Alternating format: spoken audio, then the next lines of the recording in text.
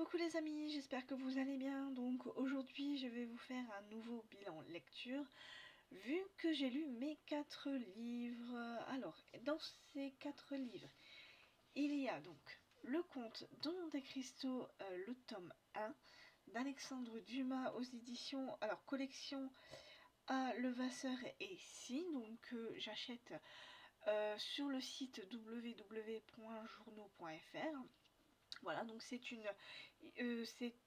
un livre illustré. Voilà. Alors, le comte de Monte Cristo, donc je pense que tout le monde connaît à peu près l'histoire. Donc on est avec Edmond Dantès, qui est un jeune marin, voilà, qui revient à Marseille. Voilà, il est le second du bateau. Sauf que malheureusement, durant son voyage, le capitaine du navire est tombé malade et malheureusement il est décédé. Voilà, donc revenant à Marseille, il va parler au propriétaire du bateau pour lui expliquer la situation et lui dire que le capitaine lui a laissé une lettre et un colis. Donc le colis, il a été le remettre sur l'île d'Elbe, voilà, et la lettre, il doit aller à Paris pour la remettre à des personnes que le capitaine connaissait. Donc sur le bateau il y avait aussi donc bien évidemment tous les autres marins, voilà, qui étaient très contents que Edmond Dantès devienne capitaine, voilà, parce qu'il est très apprécié par 99% des marins. Donc 99% parce qu'il y a un marin qui lui ne l'aime pas, c'est le marin Danglars, voilà, qui ne peut pas le voir en peinture parce qu'il aurait aimé être le capitaine du navire, sauf que lui n'est que le comptable. Donc du coup, c'est pour ça qu'il déteste, comment dire, Edmond Dantès, tout simplement. Et Edmond Dantès dans cette histoire est très très gentil, même moi je le trouve un petit peu trop gentil et beaucoup trop naïf, voilà, parce qu'il pense que tout le monde il est beau, tout le monde il est gentil, ce qui n'est pas du tout le cas. Parce que ce qu'Edmond Dantès ne sait pas, c'est qu'il y a plusieurs personnes qui vont malheureusement vouloir se venger de lui. Donc on a en premier lieu donc Danglars, voilà. La deuxième personne, ça va être Caderousse, voilà, qui lui est le voisin du père d'Edmond Dantès. Donc Edmond va aller voir son père pour lui faire savoir qu'il est de retour, lui donner bien évidemment sa paye parce que son père est relativement pauvre, il n'a pas beaucoup d'argent et il est très très vieux, voilà. Et Caderousse est assez, comment dire, assez avide d'argent. Voilà, donc il ne supporte pas le bonheur d'Edmond Dantès, tout simplement. Et il y a bien évidemment une troisième personne qui s'appelle Fernand, qui lui est, comment dire, très intéressé par... comment expliquer ça, par, je peux pas vraiment dire sa fiancée, mais plutôt la compagne d'Edmond Dantès, voilà, Mercedes, dont il a l'intention d'épouser, hein, qu'il a l'intention d'épouser, voilà, mais on va le savoir au cours de l'histoire, voilà, et lui, Fernand est très avide de devenir le nouveau compagnon de Mercedes, et en sachant que Mercedes va se fiancer et se marier à Edmond Dantès, il est vraiment très très jaloux d'Edmond, tout simplement. Et donc ces trois personnes vont finalement se réunir et essayer de comploter contre Edmond Dantès, qui malheureusement lui va être finalement arrêté le jour de ses fiançailles, voilà, pour un motif, pour une... alors comment est-ce qu'on peut expliquer ce motif-là, pour avoir comploté avec des bonapartistes, voilà, tout simplement. On pense qu'il est bonapartiste, parce qu'à cette époque-là, que je vous reconstitue l'histoire, Napoléon n'est plus... voilà, n'est plus en France, il est sur l'île d'Elbe justement, voilà, et en sachant que Edmond a été sur l'île d'Elbe, on pense bien évidemment qu'il a rencontré l'empereur, tout simplement, et donc on pense qu'il a parlé avec l'empereur et qu'il a essayé de comploter contre le roi. Donc à cette époque-là, c'était Louis XVIII, si je ne me trompe pas. Voilà, et donc du coup, Caderousse, Fernand et Danglars vont tout simplement écrire une lettre euh, visant Edmond en disant que, bien évidemment, on pense que c'est un bonapartiste et qu'il a comploté contre le roi, tout simplement. D'où l'arrestation. Mais lui, Edmond ne le sait pas. Il ne sait pas ce qui s'est passé. Pourquoi est-ce qu'on l'accuse comme ça? Et en fait, c'est un juge qui va faire croire à Edmond que tout va bien se passer. Sauf que malheureusement, Edmond va finir par aller en prison.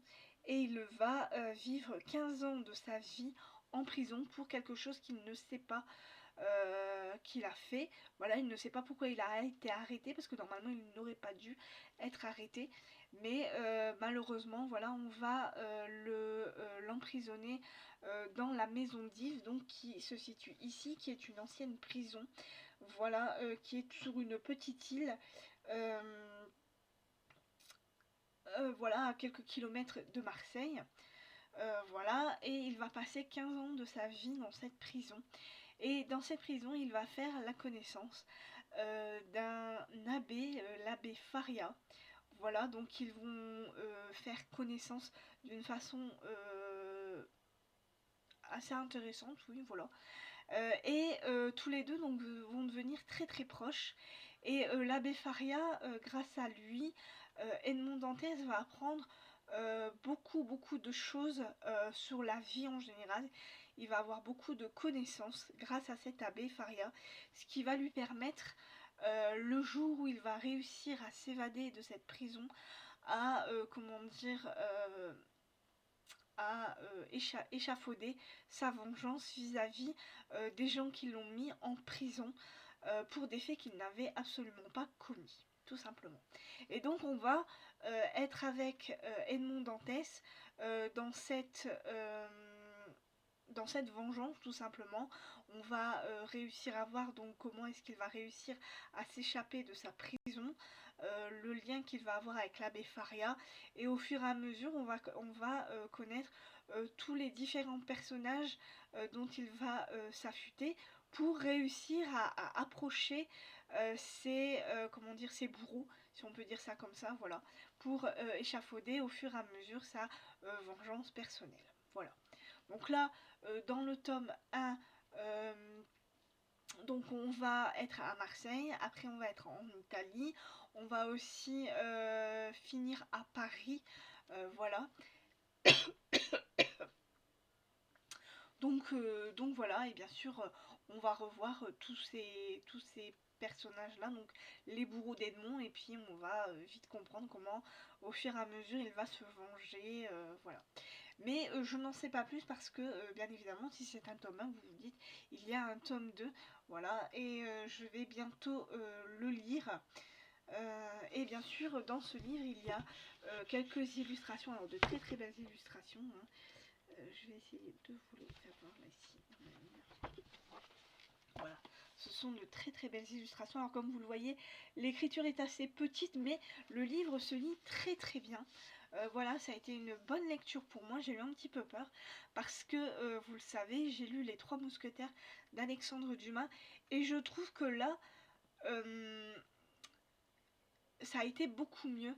J'ai beaucoup mieux aimé. Je sais pas trop bien si ça se dit en français, mais enfin bref, c'est pas grave. J'ai mieux aimé le comte de Monte Cristo que les Trois Mousquetaires. Je trouvais que dans les Trois Mousquetaires, il y avait j'ai eu à un moment donné un petit relâchement. Voilà, il y a eu des passages relativement longs. Alors que là, dans le Comte de Monte Cristo, je trouvais que c'était relativement bien. Il y avait beaucoup de dialogues et la vie d'Edmond Dantès est vraiment passionnante. Cette vengeance qu'il a vis-à-vis de ses bourreaux est très très intéressante et on voyage un peu partout, hein. On va de Marseille donc à cette prison de la maison d'If. Et puis on va après en Italie, on arrive en Italie. Et puis bien sûr, j'avais oublié de vous le dire, pardon. va aussi aller sur l'île de Monte Cristo, donc voilà, qui est une île déserte qu'on appelle comme ça. Et Edmond Dantès va s'approprier cette île pour faire son fameux personnage du comte de Monte Cristo, tout simplement. Voilà. Donc on est dans cette histoire, c'était une très, très bonne histoire, j'ai beaucoup aimé. Beaucoup de dialogues. Et puis Edmond Dantès, on est vraiment... on se sent vraiment très très proche de lui, on veut vraiment comprendre comment est-ce qu'il va réussir à se venger tout simplement des hommes qui lui ont fait subir comment dire, cette malhonnêteté en fait, hein, parce que il a passé 15 ans de sa vie en prison pour rien. Voilà. Sans savoir vraiment pourquoi il a été dans cette prison.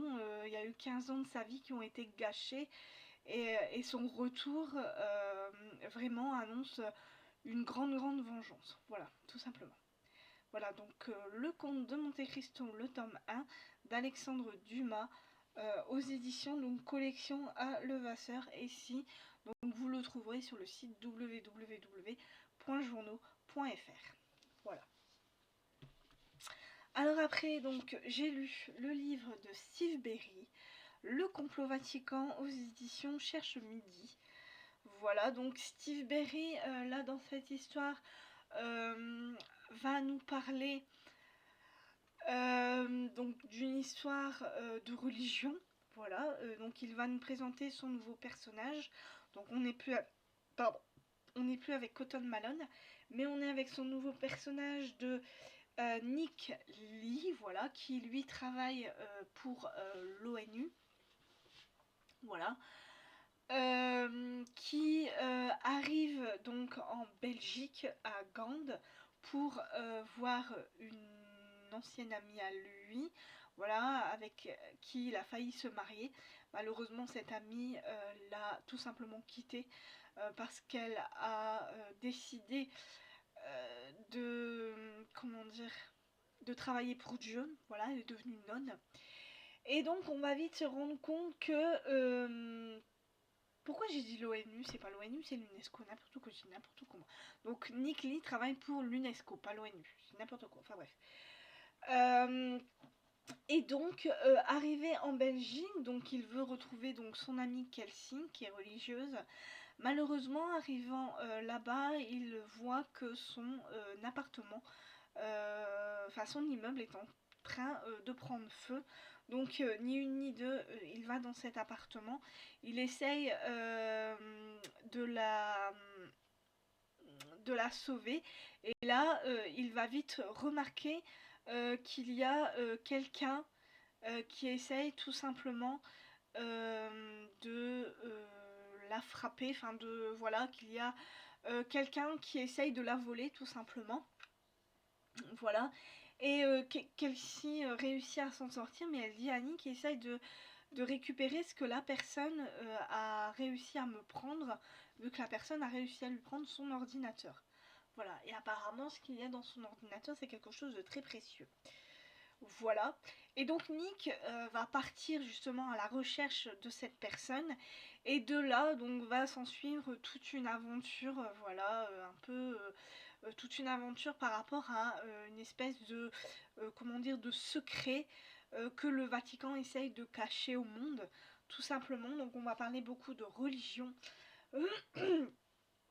on va parler, oui, du christianisme, tout simplement, hein, voilà. Et, et j'ai bien aimé aussi cette histoire, moi un petit peu, ça m'a un peu, comment dire, le personnage, j'ai pas eu vraiment de sympathie pour les personnages, mais c'est parce que c'est le début. Voilà, on commence avec un nouveau personnage, donc il faut se réhabituer à ce personnage-là, en fait. Il faut essayer de faire sa connaissance. On va en apprendre un peu plus sur le passé de Nick. Voilà, on va en apprendre un peu plus sur sa famille. Pardon. Pourquoi, on va savoir pourquoi est-ce que il a rompu avec sa copine, qu'est-ce qui s'est passé, pourquoi d'un seul coup elle a voulu devenir religieuse, voilà, et voilà, et donc on va en apprendre donc sur... va en apprendre un peu plus sur ce qui s'est passé, voilà, par rapport à elle. Pourquoi est-ce qu'on a voulu tout simplement lui voler son ordinateur, qu'est-ce qu'il y a dedans de si précieux pour qu'on lui vole, et pourquoi, et voilà. Alors c'est très compliqué pour moi de vous raconter l'histoire parce que ben, ça parle aussi d'ésotérisme, hein, enfin beaucoup de christianisme, beaucoup d'ésotérisme. On va parler du Vatican, euh, on parle beaucoup de... Oui, quand je dis christianisme, on parle beaucoup de religion dans cette histoire, hein. On va être en 1209, puis en 1428, et au final on va être en 2022, et c'est toute une histoire assez complexe, mais euh, relativement simple quand même à lire. Voilà, j'ai vraiment dévoré ce livre qui fait quand même euh, un peu plus de 500 pages, voilà, mais qui se lit très simplement.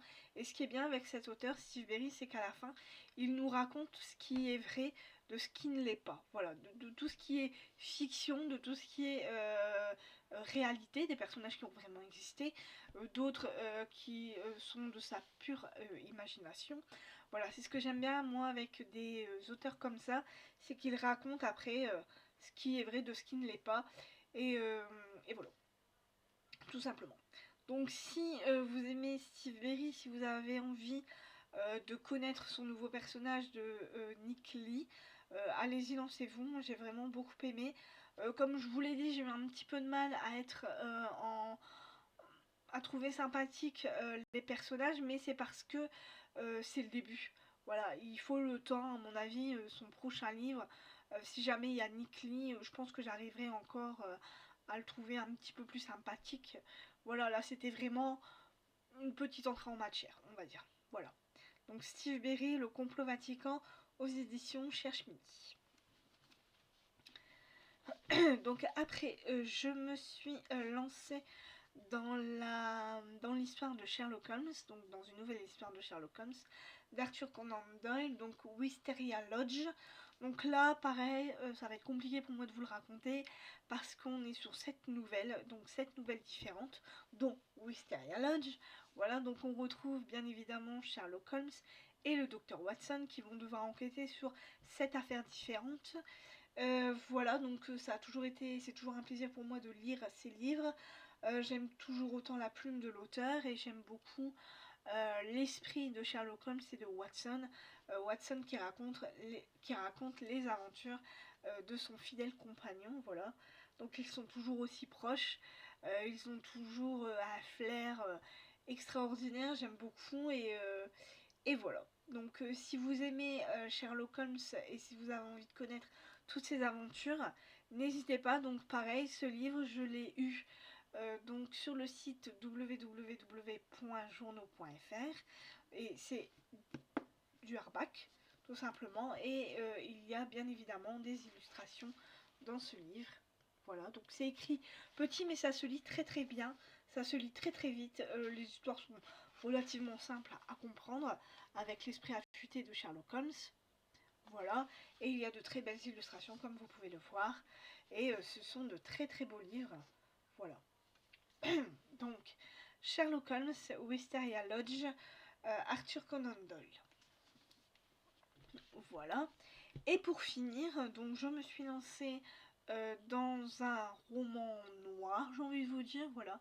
La cave aux poupées de Magali Collet aux éditions Tornada. Voilà, que l'autrice m'avait fait le plaisir de dédicacer à Neulémine, au salon des mines noires. Voilà. Alors j'ai pris beaucoup de plaisir à lire ce livre. Alors c'est un petit livre, hein, il ne fait que... alors attendez. 212 pages, sans compter les remerciements.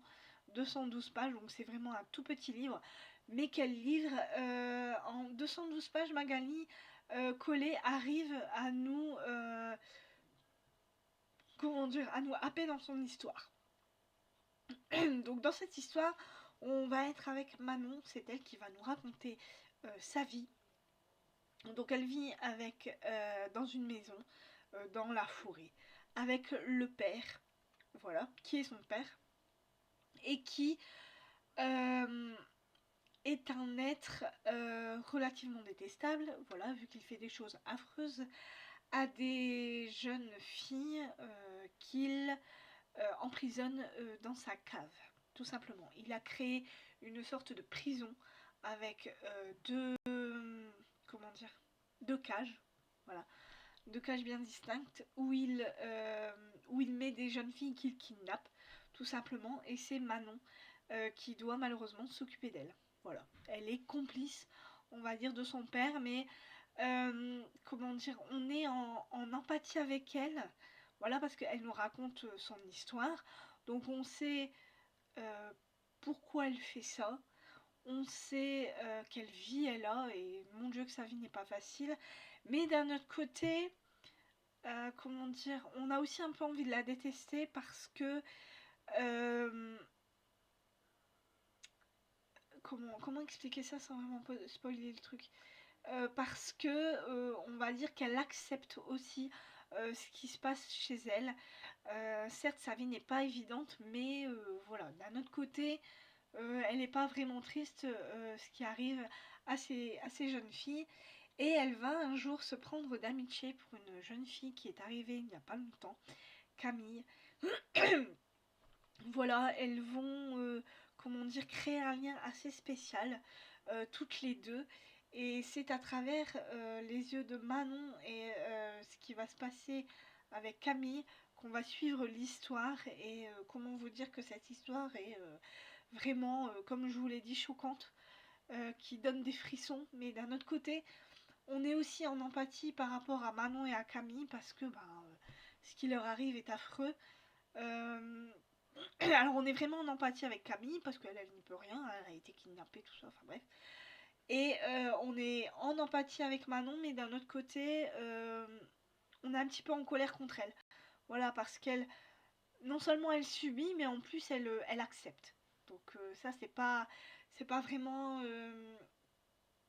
comment dire, c'est pas vraiment extra. Voilà, parce qu'on est un peu sur les deux bords. En fait, d'un côté, elle va raconter des choses, on va dire merde, ce qu'elle vit, c'est vraiment pas facile. Et d'un autre côté, elle va dire autre chose et on va se dire non, mais tu réagis ou pas, ma fille? Voilà, c'est incroyable les sentiments qu'on peut avoir vis-à-vis de cette jeune fille, en fait. Voilà, tout simplement. Parce qu'elle a quand même 22 ans, ça fait 22 ans qu'elle vit là, ça fait 22 ans qu'elle subit ce que le père lui fait subir à elle et aux autres. Et d'un côté on est en empathie, d'un autre côté on n'est pas en empathie parce qu'en fait elle accepte et puis voilà quoi. Donc voilà. Donc je suis passée par toutes les émotions avec cette histoire, mais j'ai vraiment beaucoup aimé. J'ai aimé la plume de l'autrice. Et j'ai aimé parce qu'en fait c'était un petit livre et je me suis demandé comment ça allait finir, comment elle allait réussir à terminer cette histoire et je trouve que la fin est bien finie. Bon, certes, elle va vite, mais je trouve que c'est vraiment bien fait. Parce que en 212 pages, je trouve qu'elle a bien géré son truc et j'ai bien aimé. Voilà, tout simplement. Donc voilà, donc si vous avez envie de lire un livre qui prend au trip, hein, franchement il prend au trip, faut vraiment se dire qu'on va lire quelque chose de pas évident à lire tout simplement et on peut se dire que dans la vraie vie ça peut arriver, voilà, c'est une chose qui peut se passer et du coup c'est très très dur à lire, ça donne des frissons, tu voilà, essaies d'imaginer le truc et tu dis non c'est pas possible, je peux pas imaginer ça et c'est génial, c'est vraiment bien. Alors si vous voulez, si vous aimez des livres comme ça qui qui sont aussi affreux, allez-y, lancez-vous parce que ça vaut vraiment le coup. Donc La cave aux poupées de Magali Collet aux éditions Tornada. Si je ne me trompe pas. C'est ça. Hein.